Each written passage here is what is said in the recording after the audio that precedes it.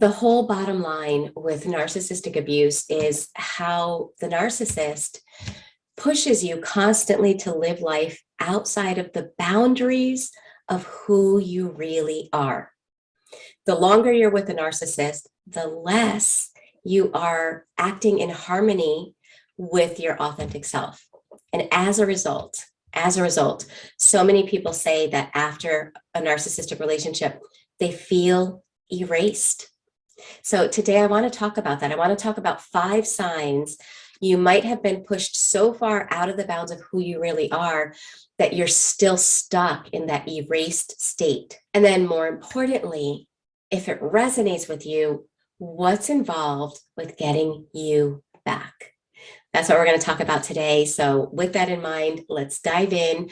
For those that don't know me, my name is Michele. I'm a life and relationship coach. I'm super passionate about helping people overcome narcissistic abuse, as well as complex PTSD and childhood trauma. I'm the founder of the Thriver School of Transformation, which is a monthly membership where we meet live on Zoom every week and we do the inner work together. I leave the link here for you guys, but please know that if the link isn't working, it's because the doors might be temporarily closed. They are only open the first 5 days of every month. So you have to watch those dates if you want to jump on and join us. Okay, so let's talk about what those signs are.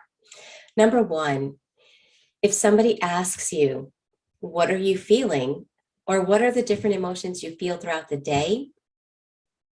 You might feel like you can't even answer that. You might feel like you don't know what your feelings are. You don't feel connected to your feelings, and or you don't feel like you can identify the feelings as well. Or it might be that you're stuck in one overpowering emotion or feeling state, and that might be anxiety or fear or depression, right? So you're so stuck in one emotional state, it's almost like you think that there aren't any others, or you never feel like you're in any other emotional states. Now, just to normalize that, if you're dealing with somebody that's high on the scale of NPD, emotions are not safe. You're not allowed to be happy.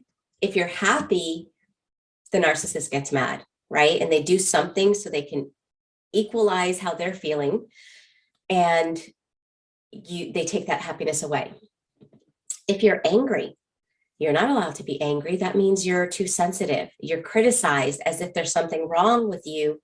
You're fundamentally flawed for feeling normal emotions in regards to abnormal behavior. So in essence, feelings aren't safe.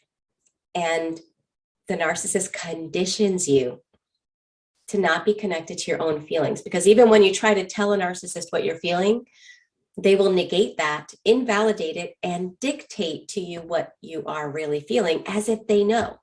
No, you're not feeling that, you're feeling this. So when you've lived that way for a long period of time, it's understandable that you and your feelings have segregated. But on top of the narcissist training you and conditioning you to not feel safe with your feelings, your brain then rewires itself. So you think of the neural pathways that your brain would have to take towards a feeling, right? In order to feel happiness, your brain has to travel a specific route in your mind. In order to feel sadness or excited or passionate or curious, it's all a different pathway in your mind. Well, when those pathways are deemed as dangerous by your subconscious, because of the pain that you're undergoing due to the narcissistic abuse, your brain then rewires and doesn't travel those pathways anymore. And as a result, they atrophy. And what that means is the pathway to them becomes so weak that you don't even travel down them anymore, which means you don't feel those feelings anymore. And you feel erased. And I'm having a super bad hair day. Is what it is, okay? But let's go on to the next point. Number 2 is you don't feel as if you are being you, okay? In the sense that When I work with new clients, oftentimes they'll tell me that they aren't being themselves, right? Like who they are, they don't even recognize themselves in the mirror, so to speak, sometimes physically, but definitely all the time internally or emotionally. They've been living so incongruent with who they really are that they've lost touch with their authentic selves. So sometimes I'll say something like, well, tell me who you are. And it's interesting because I get a similar answer so often.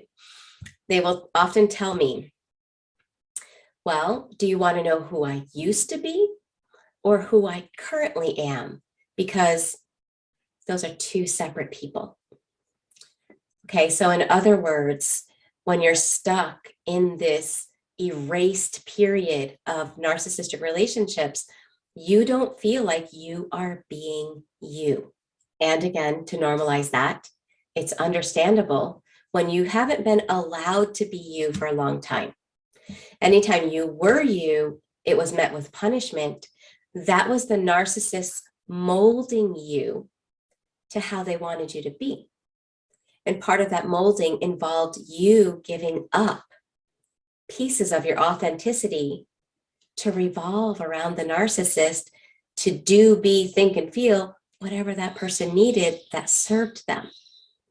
When you do that for a long period of time, those personality traits and characteristics that you had also atrophy because we're not operating in them for a long time. Now, I don't want you to think they go away forever. They weaken, just like a muscle.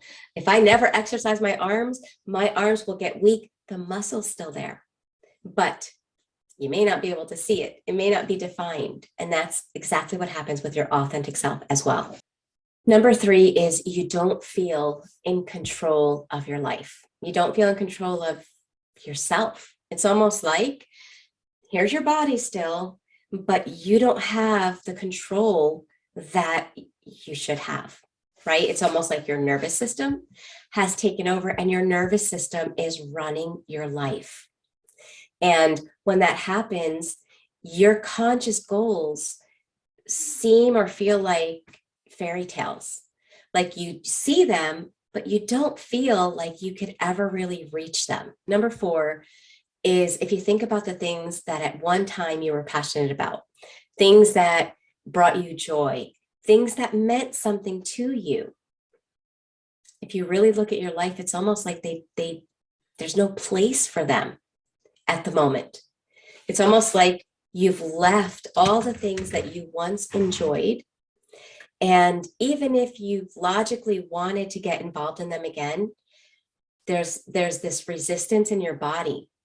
And by resistance, I mean an extreme lack of motivation to want to do those things. Okay. Again, this all goes back to the fact that narcissistic abuse is about rewiring.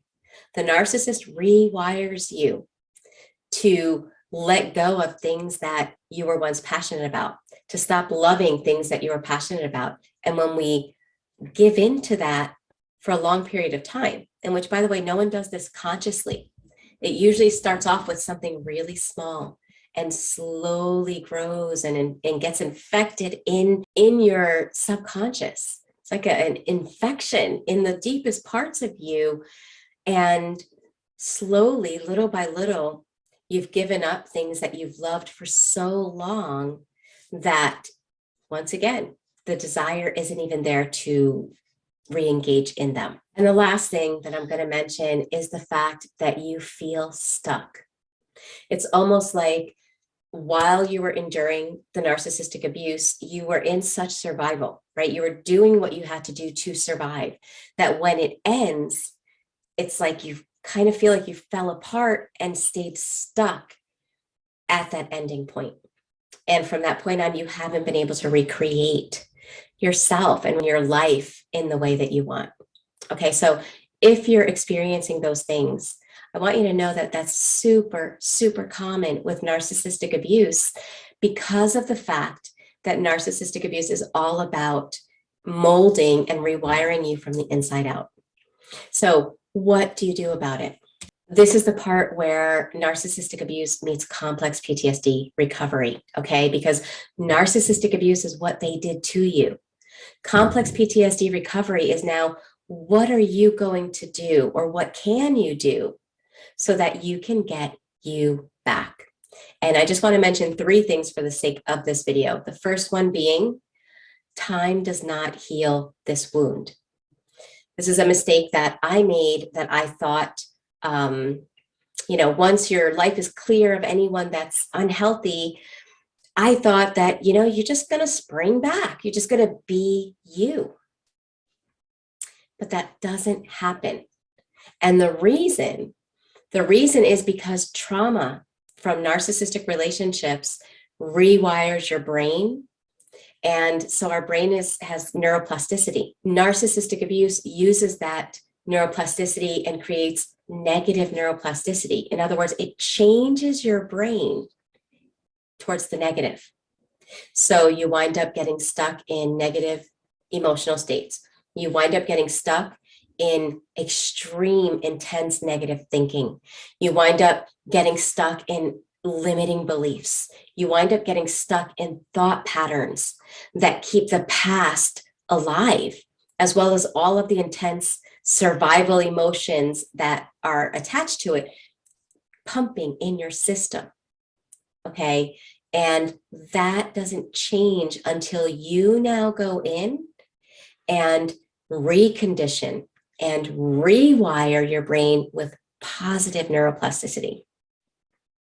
The brain can change, and it did change negatively because of the abuse. Now, to change positively, we have to do the inner work to help our brain. Just like physical therapy. Physical therapy is a person experienced something that affected them physically, right? But doing nothing isn't going to help them to get back to who they were. They have to go to physical therapy, and that's retraining their body. Well, that's what we have to do emotionally and psychologically as well. Number 2 is part of recovery is about breaking through your protective self. So it's hard to understand this because when you're with the narcissist, it was so damaging and so painful that your brain created a protective self around you. And with that protective self came many coping skills. And those coping skills were meant to protect you. However, if you're out of the relationship with the narcissist and you're living life in this protective self with these coping skills, it kind of keeps you a prisoner inside of yourself. You're not being your authentic self. You're living in this protective self, and it's really hard to form healthy relationships while we're still operating in that protective self. So recovery is about breaking through that protective self so that you can get to your authentic self. And the third step that's necessary, okay, is obviously you want to clean up your life. You want to detox your life from anybody that is toxic. However, after the external is cleared out, it's time to focus within. It's time to look at the wounds. It's time to look at the emotions that we tend to run from, that we tend to try to be too busy to feel, because the only way to heal it is to process and release what's stuck inside of the body. I know that that can sound overwhelming and challenging, and I'm not going to lie to you. It is. It's challenging. It takes a lot of courage to look within, and it takes a lot of self-love and determination to want to rewire your brain, to want to do the inner work to get you back. But it's worth it. The alternative is the narcissistic abuse broke you and then you stayed broken. Nobody wants that. So when you're willing to do the inner work and you're willing to do this reprocess and you're willing to do this rewiring and breaking apart of the protective self, you will get back to your authentic self, because he or she is still there. And life should be lived as your authentic self, not as who you had to be to survive. So I encourage you to do the inner work. It is so worth it. And always remember that if you're struggling and the videos aren't enough for you, the Thriver School of Transformation is a place where we meet live weekly so that you don't have to do this inner work alone. So make sure to be alert for when the doors to that school open.